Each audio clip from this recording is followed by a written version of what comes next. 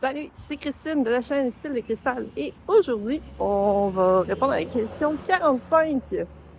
En fait, c'est plusieurs questions. La question 45, c'est les questions 45 de RPG Week.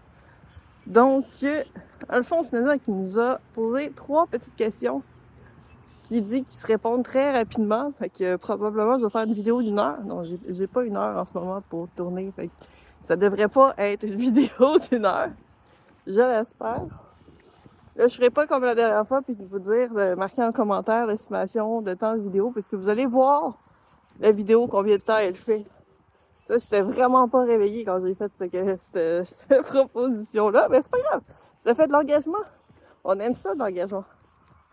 Donc, oui, fait que 3 petites questions. Je me souviens des questions, je me souviens pas dans quel ordre qu'ils les a posées, fait que je suis pas tout à fait certaine si je vais les refaire dans le même ordre. Il a parlé de qu'est-ce qu'on mange pendant les parties, si on est plus sucré, plus salé, si on mange pas. Moi, c'est très variable, en fait. Je me souviens, à l'époque où je faisais des parties en présentiel, j'avais souvent les deux. J'avais souvent quelque chose de salé et quelque chose de sucré.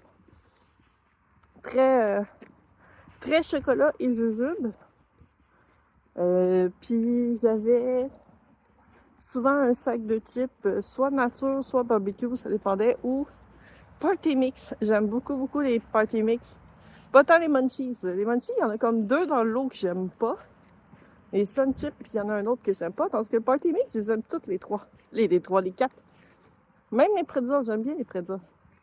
Mais je veux pas manger juste des pretzels, je veux tout manger. Il y a des pretzels, il y a des ringolos, il y a des... c'est quoi les autres trucs? Il y a genre les crottes de fromage croquantes. Puis l'autre, je me souviens plus c'est quoi. Mais ils sont bonnes. Non, c'est ça, les party mix, mais ça, il y en a pas partout. Ça prend un distributeur qui a des Humpty Dumpty. Puis pour ceux qui savent pas, les épiceries ont des ententes avec certains fournisseurs de chips qui peuvent demander l'exclusivité.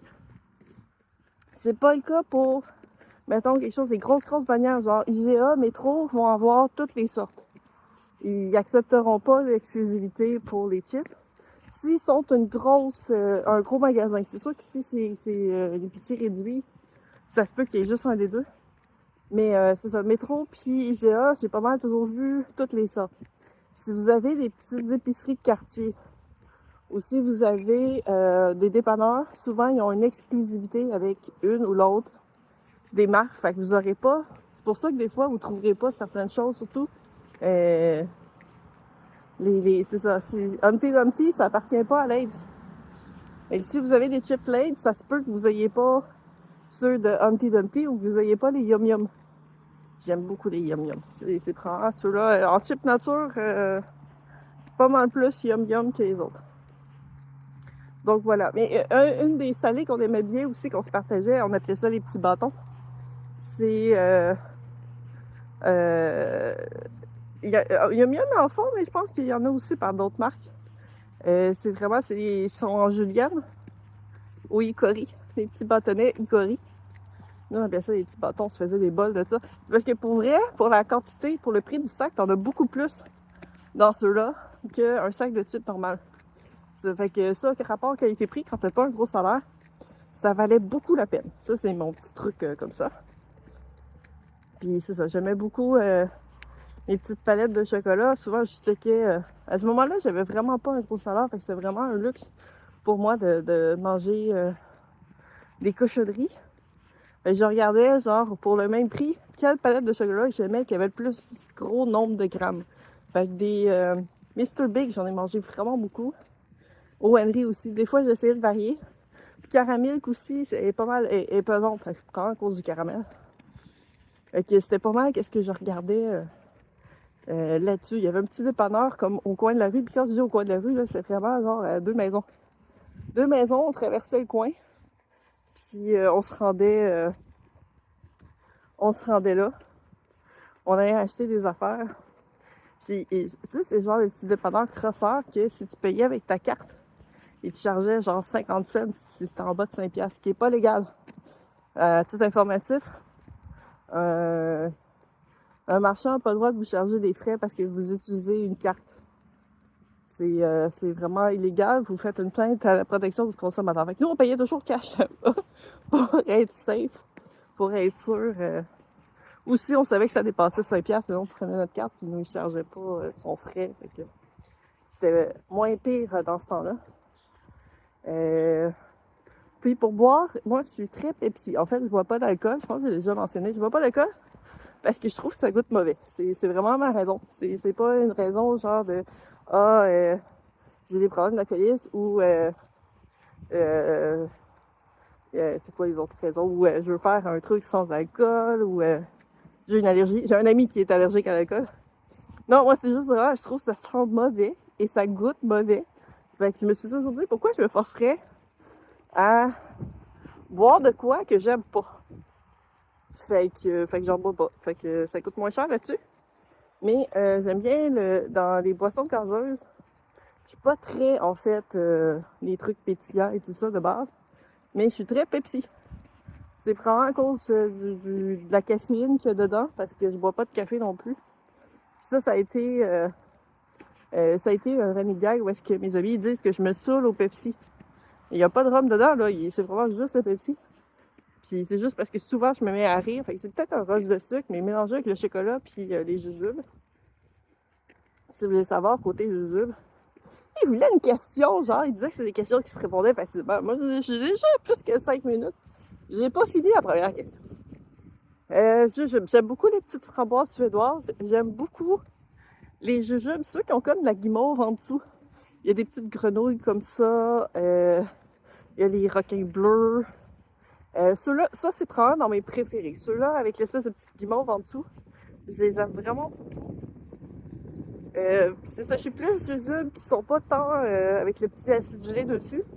En fait, j'aime ça avec l'acidulé de temps en temps. Mais c'est parce que ce qui me frustre, c'est que quand tu pognes un paquet mélangé, ben ils ont tous du acidulé, même ceux qui devraient pas en avoir dessus. Puis ça me frustre parce que des fois, j'ai envie de pas avoir d'acidulé. Fait qu'il faut que je prenne séparément. Tu sais, j'aime beaucoup les petites sucettes acidulées. Ceux-là sont très très bonnes.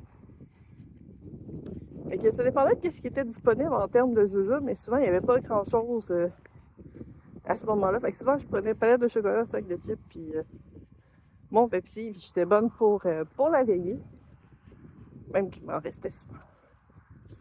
Donc, voilà. Fait que ça, c'est pas mal. Mais aujourd'hui, c'est sûr que si c'est comme, mettons, un draconis, je vais éviter de manger comme à la table parce que, à moins de skipper un repas, je pense que c'est arrivé une fois que j'ai comme fini le repas en même temps. Mais je finissais comme ma bouchée de sandwich avant que la partie commence. Mais pendant la partie, j'ai pas tant mangé. Je vais souvent boire. Je vais toujours avoir de l'eau. Peu importe la partie, ça, j'ai toujours de l'eau. Je pense que c'est extrêmement important.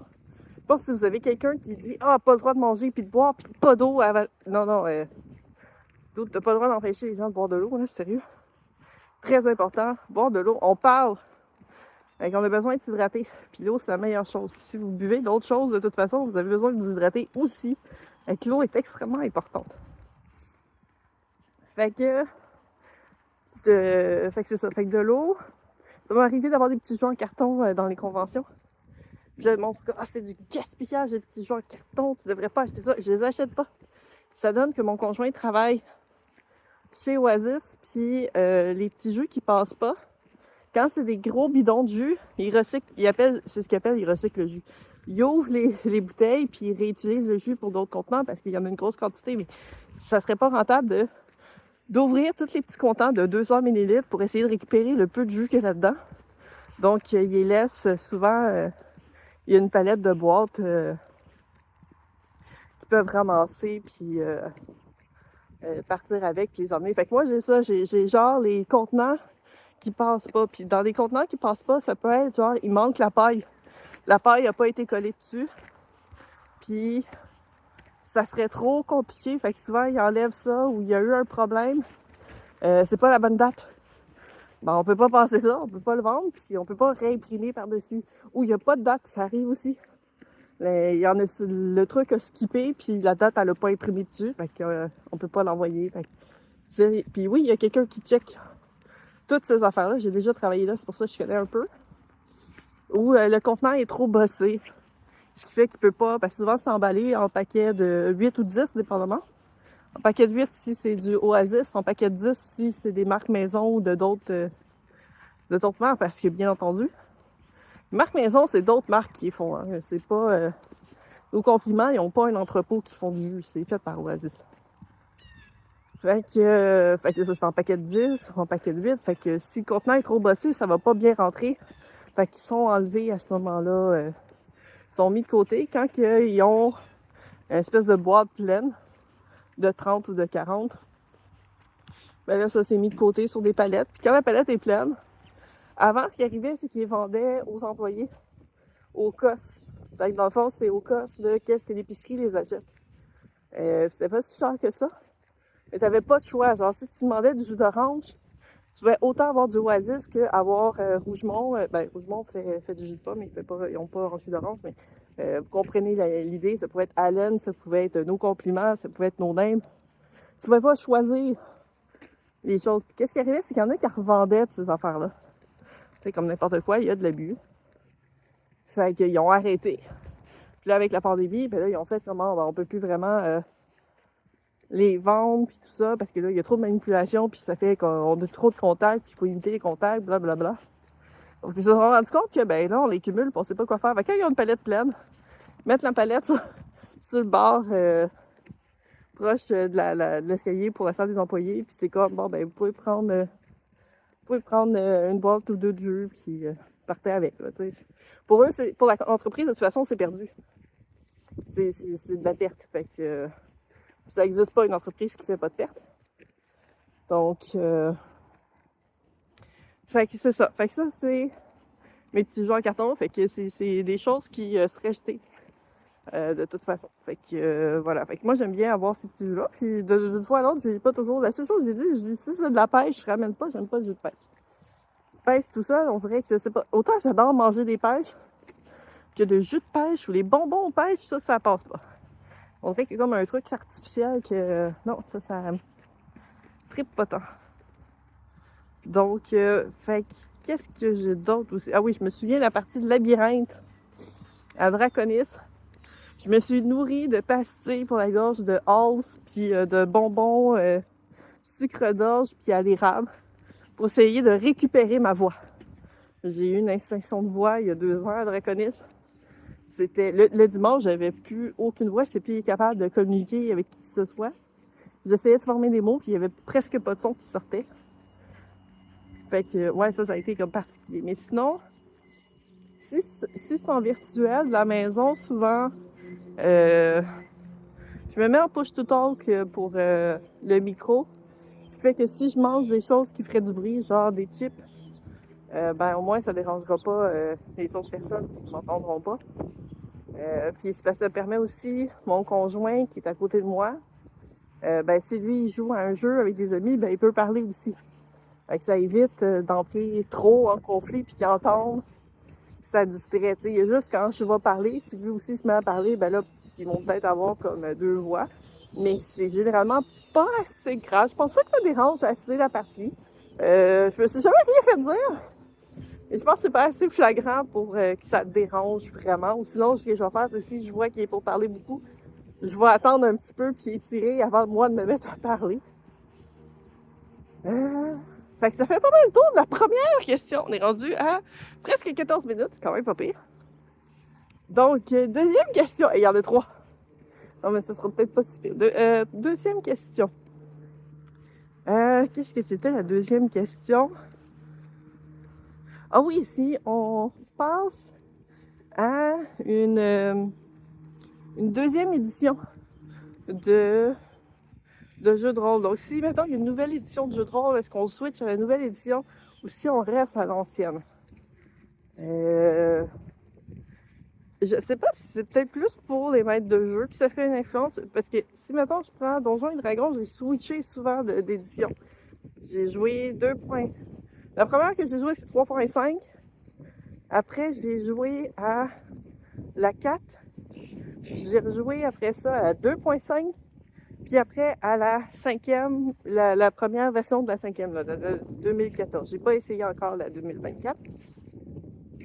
Donc, comme tel, ça m'a pas dérangé parce que j'avais rien compris aux règles. Que ce soit, peu importe l'édition, moi, on me disait, tu roules tel dé, je roule tel dé. Tu sais, je suis vraiment j'ai un peu le profil de la fille joueuse, stéréotype, qui comprend pas les règles et tout. Puis c'est vrai, Donjons et Dragons, ça sert à rien.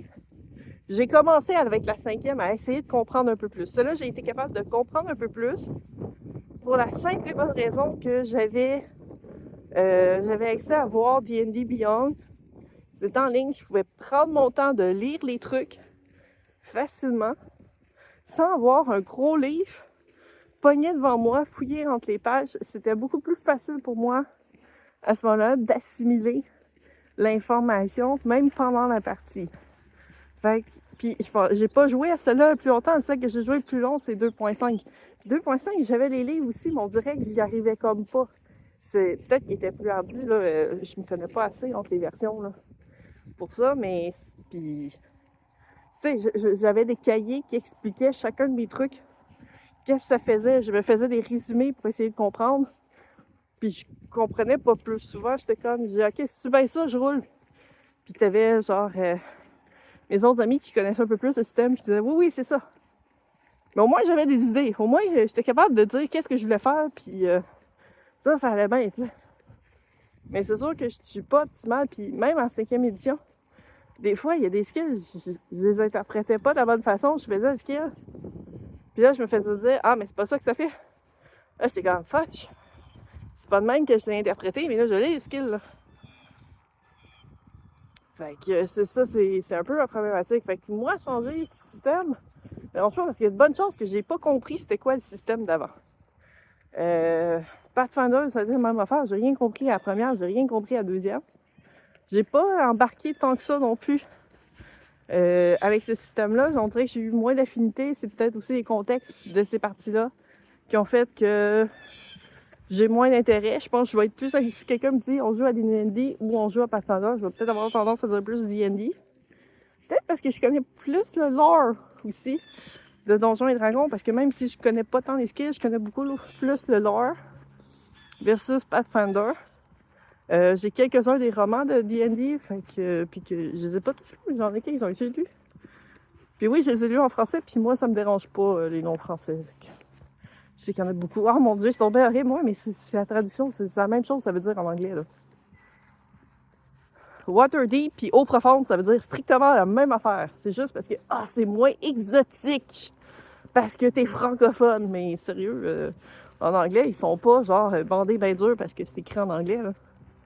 C'est comme ça veut juste dire l'eau est profonde. Voilà. Yeah. Ça, c'était ma petite montée de lait là-dessus. Praetoria Prima, qui est le système que je liais. S'il y avait une deuxième édition, probablement que je la prendrais. Parce que la première a tellement des erreurs dedans. Il y a aussi qu'il y a un livre que j'ai jamais été capable d'aller me chercher, qui ont fait une campagne de financement. Puis comme la maison d'édition, elle n'existe plus, j'ai essayé de contacter l'auteur, j'ai jamais eu de réponse. Probablement que le livre se trouve en usagé, mais juste en France. Fait que, à moins que j'aie quelqu'un de français qui me le trouve, puis qui me le ship. Le pire, c'est que je suis prête à le payer le shipping, puis je suis prête à payer. Mais c'est sûr que moi, si j'essaie de contacter quelqu'un qui est en France, que le livre, il va penser que je suis un scammer, solide déjà. Puis je ne l'aurai jamais. Fait que ça, c'est... Mais oui, ça, ce système-là sortirait juste pour corriger les erreurs, parce que, tu sais, c'est aussi con que des fois, ça dit que pour faire tel truc, ça prend un jet de telle habileté. Et l'habileté n'existe pas dans les fiches de personnage, mais elle a... Puis j'ai la version bêta, j'ai été capable de trouver la version alpha, bêta, j'ai trouvé la version kit de présentation, kit démo pour dans des événements. Puis même dans les fiches de personnage, de ces versions-là, l'habilité n'existe juste pas. Fait que il y a beaucoup de non-sens de même. Il y a beaucoup de choses que j'ai fait, genre ça n'a pas de sens, c'est trop compliqué comment il fait, fait que je le modifie de ma version. Faudrait que je relise, parce que je me souviens pas si c'est dans la version finale ou dans la version alpha, mais genre, ça roule avec des D10. Là, si t'as un 1, techniquement, si t'as un 10, moi, la façon que je roule, t'as un 10, c'est un succès automatique. t'as un 1, t'as un échec automatique. Puis si t'as les deux, parce que tu peux rouler plus qu'un D10, si t'as les deux, ça s'annule ensemble. Fait que c'est des autres dés qui comptent à ce moment-là. Fait que moi, je fonctionne comme ça. Puis dans les règles, je pense que c'est genre, si t'as un 10 correct, t'as réussi. Si t'as un 1, faut que tu roules un autre dé pour confirmer que c'est un échec. Si tu roules un 1, c'est effectivement un échec. Puis sinon, ben là, faut que tu déduises de ton autre dé le 1, puis tu déduises l'autre chiffre que tu as. Ça vient genre, c'est comme, mais oui, mais tu sais, t'as pas besoin de faire ça si compliqué que ça, puis c'est pas écrit super clair non plus. Là. Autant qu'il y a des choses que le jeu se veut simple, autant qu'il y a des choses que je sais pas où est-ce qu'il s'est. Mais j'ai lu quelque part que ça a l'air que c'était basé sur le jeu Vampire the Masquerade, puis pourtant j'ai joué un peu à Vampire the Masquerade, puis ça me semblait pas si compliqué que ça. Fait que je sais pas. Il faudrait que j'en lise, parce que ça se peut que ce soit juste dans le kit démo, parce que c'est lui que j'ai relu dernièrement. Parce que lui, j'ai en PDF, j'ai pas le jeu en PDF, j'ai le jeu en livre physique. Mais même celui, le livre qui me manque, je l'aurais eu en PDF, je l'aurais pris. Mais il est peu accessible. Il y a beaucoup de ressources que j'ai qui sont plus accessibles non plus en ligne, que je suis contente d'avoir téléchargé. C'est des ressources gratuites. Je sais qu'il y a un scénario en plus qui existe dans une... qui avait été publié dans une revue. Puis cette revue-là existe, qu'on peut encore acheter, je pense que c'est sur DriveThru RPG. Je l'ai mis en wishlist parce que probablement je vais aller me chercher juste pour avoir le scénario, même si le seul scénario que j'ai roulé de ce jeu-là, c'est le scénario d'introduction dans le livre de base. J'ai un scénario dans le livre de maître que j'ai jamais roulé. J'ai un gros scénario que j'ai à part aussi, qui est super intéressant quand je l'ai lu, puis c'est juste, ça n'a jamais à donner que je le fasse connaître. Fait que c'est ça. Fait que lui, je prendrais une deuxième édition. Les autres, je pense, m'en fous un peu parce que comme j'arrive généralement pas à assimiler les règles, je suis capable de switcher d'un jeu à l'autre sans trop de problème parce que justement, j'arrive pas à assimiler les règles. Je vais plus me faire des comparaisons du genre, ok, ça a l'air plus une classe de combattant à la barbare ou à la guerrier. Tu sais, ça va être plus ça. On va me comparer de même, mais ça sera pas tant genre, ah, ça ressemble à tel skill de tel truc, non, parce que je m'en souviens pas de tel skill de tel truc. Donc, ça, c'est pour la deuxième question. Je sais pas si j'ai réussi à répondre correctement. J'ai l'impression que je m'éparpille vraiment beaucoup. Puis, la troisième question, que j'ai trouvée très touchante, je trouvais ça vraiment cute, c'est qu'est-ce qui vous rend heureux? En fait, j'ai trouvé très drôle parce que là, il donnait des exemples, puis il disait qu'est-ce qui fait que vous vous levez le matin? Là, je vais répondre la réponse très poche de tous les parents. Ma fille, je pense que n'importe quel parent, ce qui fait qu'ils se lèvent le matin, c'est leurs enfants, ou pour leurs enfants. Mais en vrai, il y a des enfants qui sont en train de jouer sur la butte de neige. Fait que, mais en ce moment, j'ai reçu une très très bonne nouvelle. Ça n'a pas tant rapport au jeu de rôle, mais j'ai été acceptée au marché de Noël à Granby, qui a lieu en novembre. Puis là, vous dites, c'est donc bien tôt. On est au mois de mars. Ben, d'abord, je devais avoir des nouvelles mi-février. Comme je n'avais pas eu de nouvelles, je m'étais dit que je n'avais pas été acceptée. Tu sais, pourtant, c'était vraiment marqué que accepté ou non, on a reçu un courriel quand même. Puis là, quand j'ai eu le courriel hier soir, genre, vous avez, félicitations, vous avez été approuvé, votre candidature est approuvée pour le marché en novembre. Je pense que c'est 8-9 novembre, dans ces eaux-là, à Granby. De toute façon, je vais en reparler plus dans mes autres vidéos. Mais vraiment contente. J'ai aucune idée comment ça va se passer parce que j'ai jamais fait un marché de Noël à ce niveau-là, si gros que ça. J'ai un peu peur. Parce que je pensais que c'était vraiment juste des artisans. Puis j'ai découvert qu'il y avait quand même des MLM. Pour ceux qui ne savent pas, des MLM, c'est Multi-Level Management, je pense. En fait, c'est le faux marché pyramidal. Parce que pyramidal, t'as pas d'argent si t'as pas des gens en dessous de toi, tandis que ça, tu peux avoir de l'argent même si t'as pas de gens en dessous de toi. Mais c'est quand même beaucoup plus facile d'avoir de l'argent si t'as des gens en dessous de toi. C'est un peu la façon de bypasser le fait que c'est pas légal d'avoir des choses pyramidales au Canada. Je sais que je pense même les MLM, c'est interdit en France. Si j'ai des Français qui m'écoutent, ils pourront le confirmer parce qu'il me semble que j'ai vu passer ça comme quoi que même les trucs à la Tupperware, ils ont dû se revirer de bord ou est-ce qu'ils ont des magasins physiques pour vendre les choses. Parce que sinon, ils ne pouvaient pas vendre sur le marché, mais c'est ça. Fait que si, pour vous donner des exemples, Tupperware, c'est pas mal le plus gros qu'on a au Québec dans ce niveau-là. Avant, c'est le cas. Il y a Marie-Kay, il y avait Epicure, mais Epicure vient de fermer. Ça, je suis un peu triste parce que pour vrai, j'aimais beaucoup leurs produits.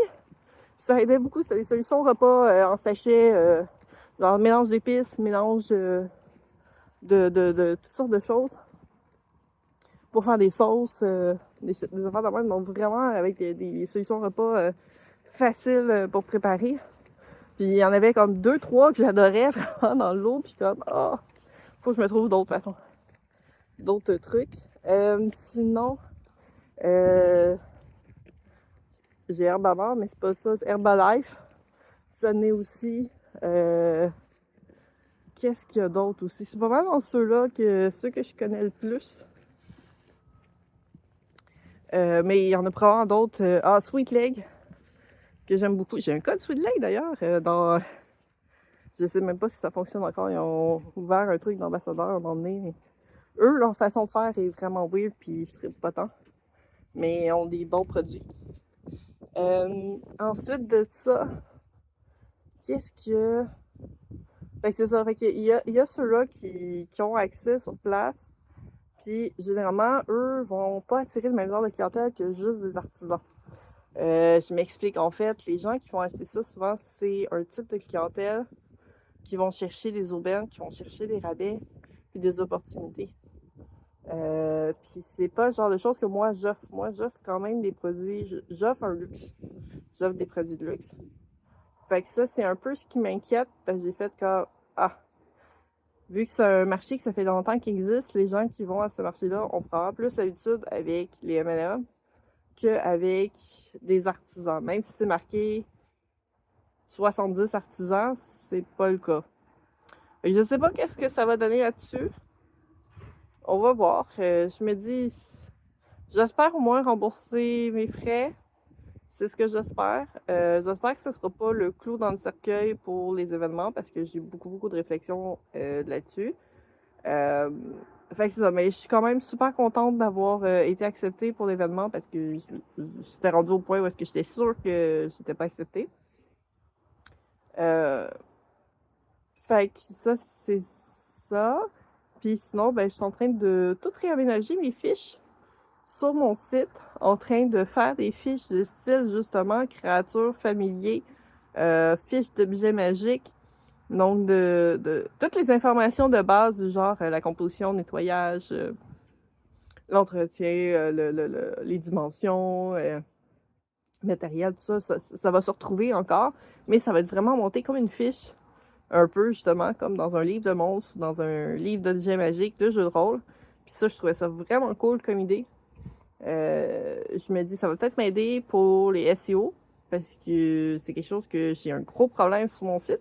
J'ai des gens qui vont sur mon site, parce que je vois qu'il y a des utilisateurs dessus. Dans le sens, ça me dit, il y a tant de pages qui ont été vues dans les 30 derniers jours, avec tant d'utilisateurs uniques. Mais j'ai aucune vente. Les seules ventes que j'ai faites sur mon site, ça a été pendant la pandémie. J'avais eu 2 ventes pendant le Nadeshikon virtuel. Puis les 2 ventes ont totalisé moins de 20$ ensemble.